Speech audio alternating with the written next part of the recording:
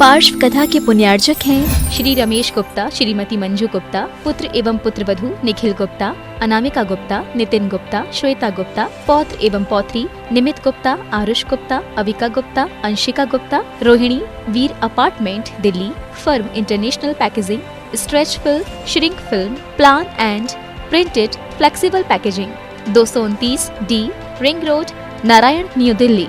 गुरुचरणों में समर्पित गुरु भक्त परिवार श्रीमती सरला जैन, पुत्र श्री गौतम जैन, श्री चंद्र जैन, पुत्री ममता जैन, आंचल जैन, जूली जैन, पटना, बिहार। श्री एम.एल. जैन, अरुण जैन, अनिल जैन, अजय जैन, कमलेश जैन, शालिनी, दीपिका, करीना, ईशाना, इशिता जैन, दिल्ली।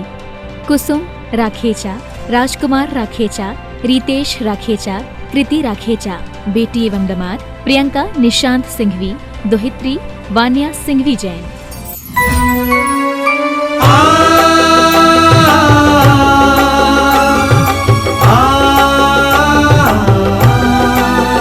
श्री पार्श्वनाथ की कथा लौकिक सुनेंगे हम सब प्राणी, और हम योग प्रणेता के श्री मुख से खिरेगी वाणी, और हम योग प्रणेता के श्री मुख से खिरेगी वाणी। बाल ब्रह्मचारी बन जिसने वेश दिगंबर धारा, बाल ब्रह्मचारी बन जिसने वेश दिगंबर धारा, जिनके तप संयम के आगे दुष्ट कमठ भी हारा। ऐसी अद्भुत दिव्य कथा सुन अचरज में सब ज्ञानी, जिन वाणी चैनल पर फिर से सुनेंगे पार्श्व कहानी, और हम योग प्रणेता के श्री मुख से खिरेगी वाणी। श्री पार्श्वनाथ की कथा लौकिक सुनेंगे हम सब प्राणी, और हम योग प्रणेता के श्री मुख से खिरेगी वाणी, श्री मुख से खिरेगी वाणी। आओ श्रवण करें पार्श्व कथा। एक दूत आ रहा है समाचार लेकर के, और वह अयोध्या से आ रहा है। अयोध्या के राजा ने एक दूत को भेजा है, और वह क्या कहता है, किस तरह का प्रसंग आगे बढ़ता है, आपके सामने प्रस्तुत होता है। मंगल भवन अमंगल हारी, पारसनाथ जगत हितकारी, सुख संपत सब ही घर आवे, पारस कथा भविक जन गावे। नृप जय सेन अयोध्या घनी, भक्त प्रीति प्रभु सो अति घनी, तुरगादिक बहु वस्तु अनूप, पठई विनय वचन कही भूप। राजदूत चली आयो तहाँ, सभा थान जिन बैठे जहाँ, हेमासन पर सोहे एम, हिमगिरि शिखर श्याम घन चीम। देख दूति रोमांचित भयो, बहुविध चरण कमल को नयो, मान्यो सफल जन्म निज सार, त्रिभुवनपति परम तछवार। धरी भेंट जो राजा दई, विनय प्रणाम बीनती चई। तब पूछे कहाँ त्रिभुवन धनी, संपत्ति नगर अयोध्या तनी। कहे दूत कर जुग सिर धार, वर्ण तीर्थंकर अवतार। मोख गए बर में तिहि काम, सुनी स्वामी चित्ते और ताम। एक राजा हैं जयसेन नाम के, जो अयोध्या के राजा हैं, उस समय पर राज्य कर रहे हैं, और उन्हें बनारस के राजा से प्रीति उत्पन्न है, और वह बनारस के राजा इस समय पर यह पार्श्व राजकुमार ही हैं। इनके समक्ष अपने एक दूत को भेजते हैं, और बहुत सारी सामग्री दूत के माध्यम से बहुमूल्य वस्तुएं उनके लिए क्या बोलते हो आप लोग, पठौना है? भेंट तो एक अच्छी भाषा में बोलते हो। वह जो सामग्री भिजाई जाती है वो भिजाई गई, और वहां पर जब देवदूत वह वहां से आया और आकर के राजकुमार को देखता है, तो राजकुमार पारस कुमार एक बहुत ही अच्छे स्वर्ण के सिंहासन पर विराजमान है। उनको देख करके उस दूत को ऐसा लगा, आज मेरा जन्म सफल हो गया और मैंने 3 लोक के नाथ बनने वाले पारस कुमार को आज अपनी आंखों से देख करके अपनी आंखें धन्य कर लीं। और राजा ने जो भेंट दी थी वो भेंट उनके चरणों में समर्पित करके प्रणाम करके वह उनके चरणों में बैठ गया। तो राजकुमार पूछने लगे कि अयोध्या के क्या हाल हैं। दूत ने अयोध्या के बारे में जब वर्णन करने का भाव किया तो वह भगवान आदिनाथ के बारे में बताने लगा कि यह अयोध्या भगवान ऋषभ देव की जन्मभूमि है। यह वही ऋषभ देव जो प्रथम तीर्थंकर हैं, और जिन ऋषभ देव ने अष्टापद पर्वत से मोक्ष प्राप्त किया है, ऐसी उस पवित्र नगरी अयोध्या से मैं आपके चरणों में आया हूं। मुझे राजा ने भेजा है, आपके दर्शन करने के लिए आया हूं, और मैं आपके दर्शन करके धन्य धन्य हो गया। जब उन्होंने अयोध्या के बारे में सुना, ऋषभ देव के बारे में सुना, उनके मोक्ष स्थली के बारे में सुना, उनके जन्म और तप आदि कल्याणकों के और वर्णनों के बारे में सुना, तो उनके मन में ये चिंतन घूमने लग गया और मन में विचार करने लग गए कि जिन आदिनाथ भगवान का उदाहरण देकर के मैंने अपने पिता से कहा था कि मुझे राजपाट नहीं करना है, मुझे विवाह नहीं करना है, आज मैं सब कुछ भूला सा हुआ, कहां बिसर गया सारी की सारी बातें। और आज भगवान आदिनाथ का वर्णन सुनने के बाद में फिर से उनको भगवान ऋषभ देव की वह सब बातें याद आने लगी, और उनके मन में भी वही भाव पैदा होने लगे कि मुझे भी उन तीर्थंकर की तरह इस संसार से वैराग्य को प्राप्त करके मोक्ष को प्राप्त करना है। यह विचार उनके मन में शनह शनह आने लग गया। बाहर से सब कुछ वैसा ही दिख रहा है अभी, लेकिन भीतर से वो कुछ और ही अपने चिंता में विचार में मग्न हो गए हैं, और ये स्वाभाविक भी है। जब सामने वाला अपने को समझ नहीं सकता है तो खुद ही अपने को समझ में आता है कि सामने वाला भी हमें क्या समझ रहा है और मुझे क्या होना चाहिए, और मुझे अपने आप में खुद को क्या समझना चाहिए। आप लोग देखते हो तो जैसा दिखता है वैसा ही देखते हो, बोलो ऐसा ही है? आपको दिख रहा है शरीर तो आप शरीर देखते हो, आपको दिख रहा है राजकुमार बैठे हैं तो राजकुमार की तरह देखते हो, मुनिराज बैठे हैं तो मुनिराज की तरह देखते हो, कभी कुछ और भी देखते हो। जो दृष्टि से परे हो, नजर से परे हो, कभी कुछ दिखाई देता है? नहीं दिखता महाराज। देखने की कोशिश करो। जो देखते हैं उनके अंदर ऐसे भाव आते हैं कि ये दुनिया मुझे देख रही है लेकिन मुझे देख नहीं पा रही है। क्या सोच रहे हैं? ये दुनिया मुझे देख रही है लेकिन मुझे नहीं देख पा रही है। ये कैसी पहेलियां बुझाई जा रही हैं? मुझे देख रही है लेकिन मुझे नहीं देख पा रही है। कुछ समझ आ रहा है? चलो आपको समझाने की कोशिश करते हैं। मैं हूं वो नहीं जो तुम्हें दिख रहा हूं, मैं हूं जो नजर से परे ही रहा हूं।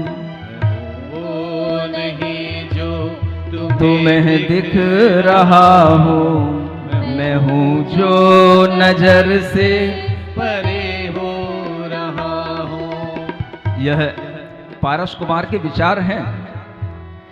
सोच रहे हैं न जाने कहां से यहां आ गया हूं, मैं चेतन हूं तन में समाया गया हूं। न जाने कहां से यहाँ आ गया हूँ, मैं चेतन हूँ तन में समाया गया हूं। जो छूटा है मुझसे वो मेरा नहीं था, मैं बंधन से मुक्ति को अब पा रहा हूँ। मैं हूँ वो नहीं जो तुम्हें दिख रहा हूँ, मैं हूँ जो नजर से परे ही रहा हूँ। उनके अंदर जो विचार परिवर्तित हो रहे हैं वो धीरे धीरे अब वह राग से वैराग्य की ओर जा रहे हैं। कोई भी इच्छाएं जो सामान्य जनों की तरह उनके अंदर हुआ करती थी वो अब सब शांत हो रही हैं। सभी की तरह थी मेरी जो भी हसरत, नहीं मुझको उनकी रही अब जरूरत। सभी की तरह थी मेरी जो भी हसरत, नहीं उनकी मुझको रही अब जरूरत। मुझे जब से मेरा पता मिल गया है, मुझे जब से मेरा पता मिल गया है, मैं तब से ही अपने में सुख पा रहा हूँ। मैं हूँ वो नहीं जो तुम्हें दिख रहा हूँ, मैं हूँ जो नजर से परे ही रहा हूँ। और वह दूत के वचनों को सुनकर के क्या अपने मन के अंदर भाव लाने लग जाते हैं। सुनि दूत वचन वैरागे, निज मन प्रभु सोचन लागे। मैं इंद्रासन सुख कीने, लोकोत्तम भोग नवीने। तब त्रपति भई तहाँ नाही, क्या हो ये मनुष्य पद माही। जो सागर के जल से थी, ना बुझी तृष्णा तिसती। सो डाब जनी के पानी, पीबत अब कैसे जानी। ईंधन सो अग्नि न थापे, नदियाँ नहीं समुद्र समापे। यो भोग विषय अति भारी, तृपते न कभी तन धारी। जो अधिक उदय यह आवे, तो अधिक चाह बढ़ावे। सोच रहे हैं कि मैं आनत स्वर्ग में इंद्र बनकर के अनेक अनेक देवांगनाओं के साथ में भोग इसी आत्मा ने भोगे हैं, लेकिन फिर भी जब वहाँ पर तृप्ति नहीं हुई तो अब इस छोटे से मनुष्य जीवन में हमें कैसे इन भोगों से तृप्ति हो सकती है। और इन भोगों में कभी भी तृप्ति होने का प्रसंग ही नहीं आता, क्योंकि जितनी इनकी पूर्ति की जाती है उतनी उतनी अधिक अधिक चाह तृष्णा और बढ़ती चली जाती है। जो इन सो त्रपति विचारे, सो वैसा मर घरत डारे। इन सेवत जो सुख पावे, सो आँखों आग भावे। जो व्यक्ति ये सोचता है कि इन भोगों से तृप्ति हो जाएगी, वो ये समझो कि वह अग्नि में घी डाल करके सोच रहा है कि अग्नि बुझ जाएगी। ये भीम भुजंग शरीखे, भ्रम भाव उदय शुभ दीखे। चाखत ही के मुख मीठे, परिपाप समय कटु दीठे। ज्यों खाय धतूरा कोई, देखे सब कंचन सोई। दिख ये इंद्री सुख ऐसे, विष बेल लगे फल जैसे। इन्हीं वश जीव अनादि, भव भावर भ्रमत सवादी। इन्हीं बस सीख न माने, नानाविध पातक ठाने। यह जीव की स्थिति मोह के उदय के कारण से ऐसी लगती है कि उसे अपने भ्रम से, अपने मोह से ये सभी जो इंद्रियों के सुख हैं वह सभी उसे अच्छे लगते हैं। ये उसकी मोह का परिपाक है। ये सभी इंद्रियों के सुख सेवन करते हुए, चाखते हुए अच्छे लगते हैं, लेकिन बाद में जब इनका फल मिलता है तो ये बड़े कड़वे लगते हैं। जैसे किसी व्यक्ति को धतूरा खिला दिया जाए, उसे सब कुछ स्वर्ण का दिखता है, सब कुछ उसे सोना सोना दिखता है, उसी तरह से मोह के कारण से इस जीव को इंद्रिय सुख भले दिखाई देते हैं, और यह जीव इस तरह के मोह में मोहित होकर के इस संसार में भ्रमण करता रहता है। अनादि काल से संसार की भ्रमर में पड़ा हुआ है, सीख नहीं मानता है और अनेक तरह के पाप किए जाता है। फिर जंगम जीव संधारे, इनके वश झूठ उचारे। पर चोरी सोचित लावे, पर तेना सील पावे। परिग्रह तृष्णा विस्तार, आरंभ उपाधि विचार, इत्यादि अनर्थ लेखे, करि घोर नरक दुख देखे। ये ही सुख पर्वत के रे, जग फोरन वज्र बड़े रे। ये ही सब दोष भंडारे, धन धर्म चुराव नहारे। भोग भोगते हुए अनेक तरह के ये जीव हिंसा करता है, झूठ बोलता है, चोरी करता है, कुशील भी करता है, परिग्रह को भी धारण करता है और अनेक स्थावर और त्रस्त जीवों की हिंसा भी करता है। जब इसके अंदर दोषों का यह भंडार बढ़ता चला जाता है तो इसी के भाव धर्म करने के फिर नहीं रह जाते। जितना ज्यादा यह जीव इन 5 पापों में संलग्न होता चला जाता है, उतना ही यह धन रूपी उस धर्म से दूर होता चला जाता है और धर्म को ये चुराने वाले इस तरह के भोगों की संगति में आकर के यह मोही पुरुष अपने स्वभाव से आदर नहीं कर पाता, अपने मोक्ष मार्ग से आदर नहीं कर पाता। मोही जन मोहे यों ही, ये आदर जोग न क्यों ही। इनसे ममता तज दीजे, पर त्यागत ढील न कीजे। सामान्य पुरुष जग जैसे, हम खोए ये दिन ऐसे। संजम बिन काल गमायो, कछु लेख में नहीं लायो। ममतावश तप नहीं लीनो, यह कारज जोग न कीनो। अब खाली ढील न कीजे, तारित चिंता मन लीजे। इच्छाइक सम्यक दृष्टि वह महापुरुष होकर के भी विचार कर रहे हैं कि मैंने अब तक जो समय गंवाया है, व्यतीत किया है, ये सब एक सामान्य पुरुष की तरह ही खो दिया है। क्योंकि समय वही बहुमूल्य होता है जो संयम के साथ में व्यतीत किया जाए। गिनती वहीं से की जाती है जहां से जीवन में संयम भाव शुरू हो जाता है। अगर आपसे पूछा जाए आपकी उम्र क्या है तो क्या बताओगे? बोलो, कितनी उम्र हो चली है? एक कथानक आता है, एक साधु किसी घर में आहार लेने के लिए पहुंचे और आहार लेने के बाद में वहां से लौटे तो वहां एक नई नवेली बहू थी। उस नई नवेली बहू को देख करके मुनि महाराज के मन में विचार आया कि इससे पूछ लिया जाए कि इसकी उम्र क्या है। उसके घर के और भी लोग वहां खड़े थे, सब आश्चर्य में पड़ गए कि महाराज बहू को देख रहे हैं। लेकिन महाराज को पता था कि इन्हें समझाने के लिए बहू को ही आगे लाना पड़ेगा, तो बहू से सबके सामने पूछा। उस बहू के सास और कौन, आप ही बोलो, नहीं फिर कहोगे महाराज।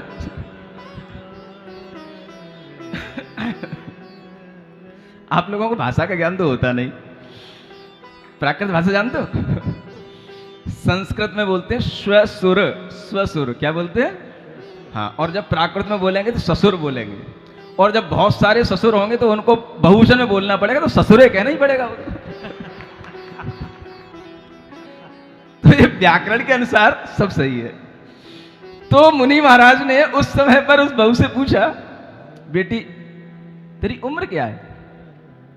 तो कहने लगी, महाराज मेरी उम्र केवल अभी 2 वर्ष की है।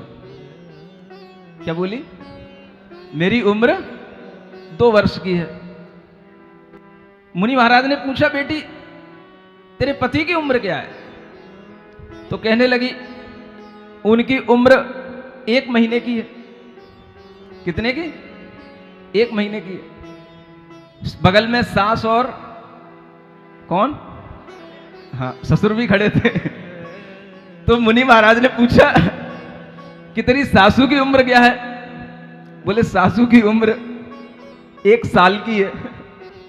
फिर पूछा ये ससुर जी की उम्र क्या है?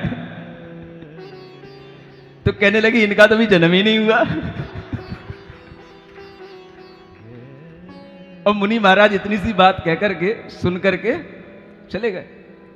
बाद में ससुर जी को थोड़ा सा बुरा तो लगा कि इस बहू ने मेरा मुनि महाराज के सामने बहुत बड़ा अनादर कर दिया और इसने क्या क्या बोल दिया, ये क्या इसका दिमाग दिमाग ठीक है कि नहीं? मैं तो सोचा था कि पढ़ी लिखी है, घर में लाया था सोच समझ करके, धार्मिक है, अच्छी सदाचारी भी है और साथ साथ संस्कारित भी है, और इसने मुनि महाराज के सामने मेरे से क्या बोल दिया। तो जब वह पूछने लग गए ससुर जी तो वो चुप रह गई। कहने लगी आप खुद जाकर के मुनि महाराज से पूछ लेना।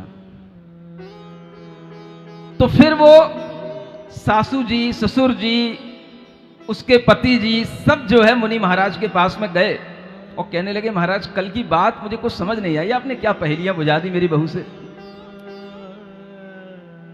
तो मुनि महाराज ने उनसे कहा कि बताओ तुम्हारी बहू ने क्या कहा था। जब मैंने उनसे पूछा कि बेटा बेटी तेरी उम्र क्या है, तो उसने क्या बोला कि मेरी उम्र 2 साल की है। उससे पूछना कि उसने ऐसा क्यों कहा, लेकिन अगर उसने मुझे तुम्हारे लिए मेरे पास पहुंचा दिया है तो फिर मैं उसी के पास पहुंचाऊंगा तो फिर तुम कहोगे ये मेरे साथ में खेल हो रहा है। ये सोचो, आप उससे जाकर के पूछना, उसे पता है कि जीवन में उम्र कहां से शुरू होती है। मैंने उसके मन को समझ लिया और उसने 2 वर्ष पहले ही संयम लिया है, इसलिए उसने कहा कि मेरा 2 वर्ष का अभी जीवन है। पति को समझाते समझाते अभी 1 महीने ही हो पाया था, बस 1 महीने का उसके लिए अभी संयम भाव हुआ है, इसलिए उसने कहा कि पति की उम्र 1 महीने की है। सासू को समझाते समझाते 1 साल ही हो पाया, जब इसके लिए उसका भाव आया तो उसने कहा कि 1 वर्ष की उम्र है, और आपको समझाते समझाते समझ में नहीं आई, इसलिए उसने कहा कि अभी इनका जन्म ही नहीं हुआ है। समझ में आ रहा है? बोलो तो हाँ, अब तो कह रहे हो। संयम भाव जहां से शुरू होता है वहीं से उम्र गिनी जाती है। और इसीलिए आप देखते हैं कि जब भी मुनि महाराज का दीक्षा भाव आता है, दीक्षा उनके लिए दी जाती है, बस वहीं से उनका जीवन शुरू होता है। और वास्तव में सम्यक ज्ञानी, सम्यक दृष्टि उसी को कहा जाता है जो संयम के साथ अपनी उम्र गिनने के लिए तैयार बैठा हो। आपके सम्यक दर्शन का तो कोई अता पता ही नहीं है।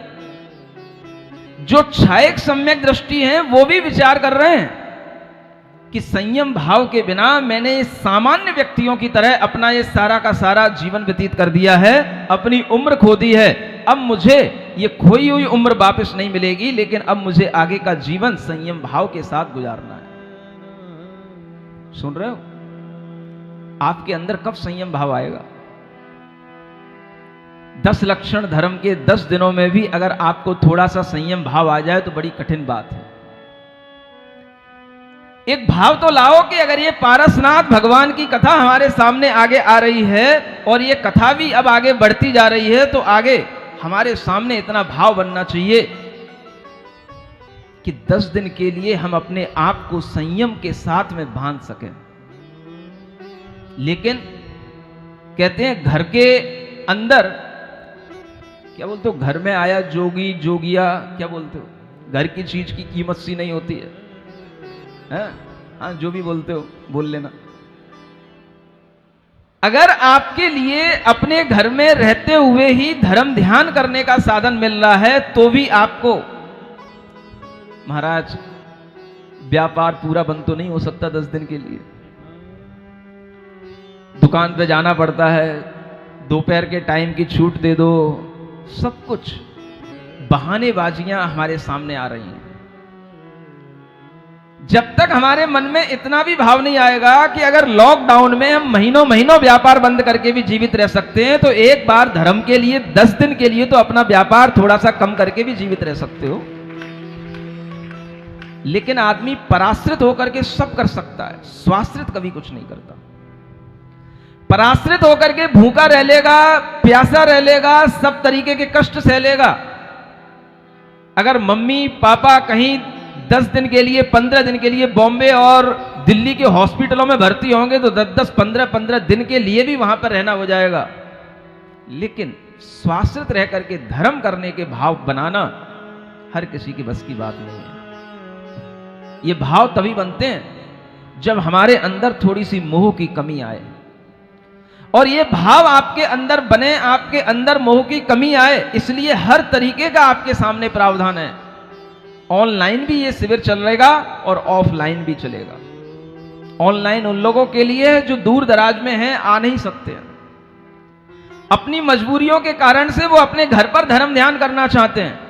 और उन लोगों के लिए भी ऑनलाइन सुबह के होने वाले ध्यान, प्रवचन, बीच में अनेक तरह के दिए जाने वाले क्विज, अनेक तरह की टास्क उनके लिए दी जाती हैं, जिसके माध्यम से वह दिन भर एंगेज रहते हैं, अपने आप को एंगेज कर सकते हैं। और जिस तरह से पहले कोरोना के समय में अनेक लोगों ने घर में बैठ करके स्वधर्म शिविर का आनंद लिया था, ऐसे ही ऑनलाइन भी बहुत सारे लोग अपने अपने घरों में रहकर के भी धर्म कर पाएंगे। लेकिन आप आगरा के लोग क्या करेंगे? दुकानों पर बैठ करके, घर में बैठ करके, अच्छी बात नहीं होगी। अपने मन के अंदर ये विचार लाओ कि 10 दिन के लिए हमें संयम भाव में आना है, 10 दिन के लिए हमें केवल धोती और दुपट्टा यही वस्त्र पहनना है, 10 दिन के लिए हमें मोबाइल का त्याग करना है, 10 दिन के लिए हमें एक ब्रह्मचारी बनकर के जीवन जीना है। फिर देखते हैं उसके बाद में जो होगा सो देखा जाएगा। अपनी जिंदगी के 10 दिन तो ऐसे निकालो जो गोल्डन 10 डेज कहलाए।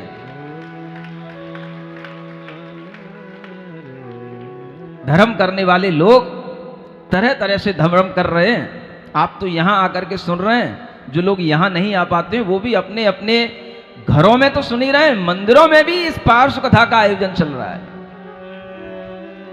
और चलना चाहिए।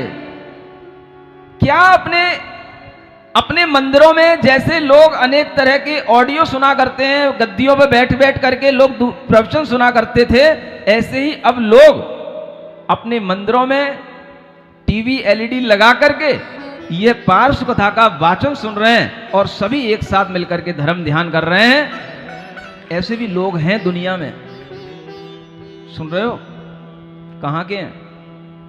कल यहां पर फिरोजाबाद से लोग आए थे, सुहाग नगरी से, और यहां पर वो लोग आए जो पिछले समय से, जब से पारस कथा शुरू हुई है तब से मंदिर में एक आयोजन करके इस पारस कथा का रोजाना शाम को 7 बजे इसका टेलीकास्ट देखते हैं। खुद अपने सब लोगों को बुला करके एक साथ बैठ करके इस पारस कथा का आनंद लेते हैं।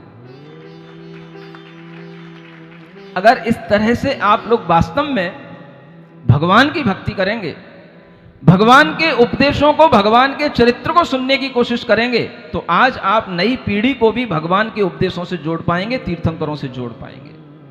और यही एक तरीका है, जब हम तीर्थंकरों के बारे में अच्छा ज्ञान इस तरह से दे सकते हैं और इस तरह से जो लोग अपने जीवन में अपनी पीढ़ियों को जोड़ने की कोशिश करेंगे, वही लोग इस धर्म को आगे बढ़ाने की कोशिश करेंगे। देखो, धर्म आगे तब बढ़ता है जब कहीं ना कहीं किसी को बलिदान करना पड़ता है। ये बहुत बड़ा बलिदान है जो पारस कुमार करने जा रहे हैं। अपनी भोग संपदाओं को त्याग करके, तपस्या करके, केवल ज्ञान को प्राप्त करने के लिए यह बलिदान करने जा रहे हैं। और उनके अंदर अब ये 12 भावनाओं का वर्णन आ रहा है। अब वह सोच रहे हैं कि संसार में क्या नित्य है, क्या अनित्य है, और वह 12 भावनाओं का वर्णन करते करते अपने मन में इस तरह से विचार करते हैं। द्रव्य स्वभाव बिना जग माही, पर ये रूप कछु थिर नाही। तन तन आदिक दिखत देह, काल अग्नि सब ईंधन देह। ये अनित्य भावना है कि सब तन धन आदि जितने भी हमें दिखाई देते हैं, ये सब काल रूपी अग्नि के ईंधन हैं और ये सब जलते चले जा रहे हैं। भववन भ्रमत निरंतर जीव, याहि न कोई शरण सदैव। व्यवहारे पर में थी जाप, निश्चय शरण आपको नाम। सूर कहावे जो सिर देय, खेत तजय सो अपयश लेय। इस अनुसार जगत की रीत, सब असार सब ही विपरीत। जगत की रीति तो बड़ी विपरीत है कि कोई अपना सिर कटा दे तब उसे सूर कहा जाता है। समझ आ रहा है? सिर कटाने के बाद अब क्या सूर रहा वो? जब उसका जीवन ही नहीं बचा तो अब सूर किसको कहा जाए? तो ये जगत की बड़ी रीति उल्टी चलती है। और आप देखते हो हर तरह की रीति उल्टी चलती है। जब शाम को आप अपने व्यापार से दुकान बढ़ा करके आते हो तो क्या बोलते हो? दुकान बढ़ा के आ रहे हैं, यूं नहीं कहते दुकान बंद करके आ रहे हैं। अब क्या बढ़ा रहे हो? दुकान तो दोपहर में बढ़ती थी जब काउंटर आगे आगे खिसकता चला जाता था, लेकिन कहने में यही आता है। और इस तरह से जगत की तमाम रीतियां उल्टी चलती हैं। जब कोई व्यक्ति मर जाता है तो मरने के बाद उस मुर्दे को सुनाते हैं राम नाम सत्य है। क्या बोलते हो आगे फिर? मुर्दा बड़ा। अब किसको सुना रहे हो? ये जगत की सारी रीतियां उल्टी चलती हैं। और जिसको ये संसार की रीति इस तरह की समझ में आ जाती है तो वो समझ लेता है ये मोही जनों की उल्टी रीतियां हैं, हमें इससे बचना है। तीन काल इस त्रिभुवन माही, जीव संगाती कोई नाही। एकाकी सुख दुख सब सहे, पाप पुण्य करनी फल लहे। जितने जग संजोगी भाव, ते सब जिय सौमित्र स्वभाव। नित संगीत नहीं पर सोय, पुत्र सुजन पर क्यों नहीं होय। सभी संसार में रहने वाले जीव एकाकी जन्मते हैं, एकाकी जाते हैं। और जितने भी ये संयोग भाव हैं ये सब अपने अपने स्वार्थ के भाव होते हैं। वास्तव में तो अपना शरीर भी अपना नहीं होता, दूसरा तो अपना कैसे हो सकता है? यह उनके अंदर एकत्व अन्यत्व आदि ये सभी भावनाएं धीरे धीरे भाई जा रही हैं। असुचि अस्थि पंजर तन ये है, चाम बसन बेड़ो गिन गे है। चेतन चिराता नित रहे, सो बिन ज्ञान गिलानि न दहे। मिथ्या अवरति जोग कसाय, ये आश्रव कारण दुखदाय। आश्रव कर्म बंध को हित, बंध चतुर्गति के दुख देत। समिति गुप्त अनुपेहा, धर्म सहज परिसह संयम परम। ये संवर कारण निर्दोष, संवर करे जीवन को मोक। जब यह जीव सम्यक ज्ञानी होता है तभी इसको अपने शरीर से गिलानी आती है। तभी ज्ञानी ही जीव अपने शरीर को अस्थि पंजर के रूप में देखता है। और जितनी भी इसके अंदर यह पाप कर्म का आश्रव होता है वह सब मिथ्यात्व अविरति कषाय आदि के माध्यम से होता है। जब यह जीव गुप्तियां समितियां धर्म अनुप्रेक्षा परिचय जय आदि को धारण करता है तब इसके कर्मों का संवर होता है। और इस तरह की आश्रव संवर भावना का विचार करते करते तप बल पूर्व कर्म खिर जाए, नए ज्ञान बल आवे नाही। यही निर्जरा सुखदाता, भव कारण धारण निर्धार। स्वयं सिद्ध त्रिभुवन थित जान, कटि कर धरे सुरस संठान। प्रमथ अनादि आत्मा जहाँ, समकित बिन शिव होय न तहाँ। दुर्लभ धर्म दशांग पवित्र, सुखदायक सहगामी नित्य। दुर्गति परत यही कर गए, देय सुरग शिव थानक यहे। सुलभ जीव को सब सुख सदा, नौ ग्रीवक ताई संपदा। बोध रतन दुर्लभ संसार, भव दरिद्र दुख मेटन हार। निर्जरा भावना तप के बल से ही कर्म खिलते हैं और ज्ञान के बल से नए कर्म आना जब रुक जाते हैं तभी वो निर्जरा सार्थक कहलाती है। जो ये लोक है ये तो स्वयं सिद्ध है, अनादि काल से बना हुआ है, अकृत्रिम है, अनादि काल से बना होने पर भी अनंत काल तक बना ज्यों का त्यों रहेगा।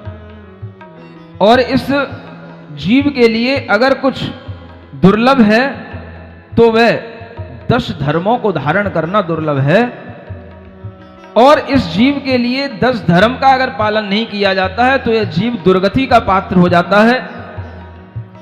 इस जीव के लिए 9 ग्रेवेक तक की संपदाएं भी सुलभ हुई हैं, लेकिन इसे सम्यक ज्ञान की प्राप्ति होना बहुत दुर्लभ है। इस तरह से बोधि दुर्लभ भावना करते हुए, धर्म भावना करते हुए वह जीव जब अपने मन को 12 भावनाओं से भावित करते हैं ये दश दोय भावना भाय दृढ़ वैरागी भये जिन राय। देय भोग संसार स्वरूप सब सार जान्यो जग भूप। जब उन्होंने संसार, शरीर और भोग इन सब का यथार्थ स्वरूप जान लिया, 12 भावनाओं को भाते भाते उनका मन वैराग्य से दृढ़ हो गया। तो जैसे ही मन में वैराग्य का भाव दृढ़ हो गया, उस वैराग्य की दृढ़ता के माध्यम से ही उधर ब्रह्मलोक में रहने वाले लौकांतिक देवों के पास अपने आप सूचना पहुंच गई। और अपने आप वे लौकांतिक देव विचार करने लगे कि इस भरत क्षेत्र में जो पारस कुमार अब आगे धर्म तीर्थ का प्रवर्तन करेंगे, उनके अंदर अब वैराग्य का भाव आज आने लगा है। वह अब वैराग्य धारण करके गृह त्याग करने जा रहे हैं। तो वे लौकांतिक देव आने लग जाते हैं और ब्रह्मलोक से आकर के वे लौकांतिक देव उन्हें उनकी वैराग्य की प्रशंसा करके उन्हें नमस्कार करते हैं। ओम अरहम ओम अरहम ओम अरहम बोल। ओम अरहम ओम अरहम ओम अरहम बोल। सभी कार्य की सिद्धि से तू पहले इसको बोल। ओम सभी कार्य की सिद्धि से तू पहले इसको बोल। ओम अरहम ओम अरहम ओम अरहम बोल। ओम अरहम ओम अरहम ओम अरहम बोल। इतने लौकांतिक सुर आए, पहुपांजलि दे पूजे पाय। ब्रह्मा लोक वासी गुण धाम, देव ऋषीश्वर जिनको नाम। सब पूरब पाठी बुधवंत, सहज सोम मूर्ति उपसंत। बदला राग लिए नहीं बहे, एक जन्म धरि शिव पद लहे। ये सभी लौकांतिक देव 5वां जो स्वर्ग है ब्रह्मलोक, वहां से उतर के आते हैं। इनको देवों में भी ऋषीश्वर कहा जाता है, देव ऋषि कहा जाता है। देवों में भी इन्हें बहुत सम्मान और पूज्यता प्राप्त है। और ये सभी पूर्वों के पाठी होते हैं, सभी विद्वान होते हैं, सभी सहज सौम्य मूर्ति और शांत भाव वाले होते हैं। देव होकर के भी इन्हें देवियों से कभी राग नहीं होता है और इनके यहाँ पर कोई देवियां होती नहीं हैं। ये ब्रह्मचारी होते हैं। देवों में रहकर के भी ये अपवाद है कि ये ब्रह्मचारी कैसे हैं। और ये सभी देव एक जन्म को धारण करने के बाद में उसी जन्म में, अगले जन्म में यह नियम से मोक्ष को प्राप्त करेंगे। ऐसे ये देव लोग, ब्रह्मलोक के देव तभी उतर करके आते हैं जब तीर्थंकर भगवान को विरक्ति होती है। जन्म कल्याणक में नहीं आए हैं ये, सुन रहे हो कि नहीं? किसी की शकल देखी? गर्भ कल्याणक में नहीं आए। ये केवल और केवल कब आते हैं? जब भगवान वैराग्य को प्राप्त होते हैं। इसलिए इन देवों से भी कहना है कि ये भी अपने जीवन में जब समय आए तो वैराग्य भावनाओं को भाते रहें और उस समय पर भी ये वैराग्य भावना भाकर के कुछ वैराग्य भावनाओं का आनंद लेने के लिए अपने जीवन को ब्रह्मचर्य व्रत के रूप में धारण करें। तो ऐसे देवों की प्रशंसा भी अनेक मनुष्य करेंगे। तीर्थंकर जब विरकत होय, हर्षवंत तब आवे सोय। और कल्याणक करे प्रणाम, सदा सुखी निवसे निज धाम। हाथ जोर बोले गुण की उप, तुति बायक अरु शिक्षा रूप। धन विवेक यह धन्य सयान, धन यह ओसर दया निधान। एक एक देव आकर के उनके सामने प्रशंसा करते हुए कहते हैं, जान्यो प्रभु संसार असार, अथिर अपावन देह निहार। इंद्रिय सुख सुपने समदीस, सोया लीधी है जग ईस। कह रहे हैं कि हे प्रभु, आपने जो ये संसार को असार जाना, अथिर जाना, अपावन जाना, देह को ये और इंद्रिय सुखों को आपने स्वप्न के समान देखा, ये बिल्कुल इसी तरह से है। आपने बहुत अच्छा किया, हम आपकी अनुमोदना करते हैं। और वह उनको प्रणाम करके आगे बढ़ते हैं। फिर दूसरे देव आते हैं। उदासीन असि तुम कर धरी, आज मोह सेना थर हरी। बड़े आज शिव धर्म सुहाग, आज जगे भविजन सिर भाग। और ये जो आज आपने भोगों से उदासीनता धारण की है, यह आज आपने मोह रूपी सेना को जीतने के लिए किया है। ये आज आपने उस शिव वधु के सुहाग को और बढ़ा दिया है। अब प्रमाद निद्रावश होय। दूसरे देव आते हैं, कहते हैं सोवत है सुध नाही कोय, प्रभु धुन किरण पयासे। जबे होय सचेत जगे जन तबे। जब यह जीव निद्रा, प्रमाद की निद्रा में सो रहा हो, तब आप जैसे महापुरुष ही इसको जगा सकते हैं, और आपके द्वारा दिया गया ज्ञान ही इन अनेक भव्य जीवों के लिए कल्याण का कारण बनेगा। ऐसा कहकर के उनके वैराग्य की प्रशंसा करके चले जाते हैं। फिर और दूसरे देव आकर के कहते हैं भवदु यह भवदुस्तर पारावार, दुख जल पूरित वार न पार। प्रभु उपदेश पोत चढ़ी धीर, अब सुख सो जय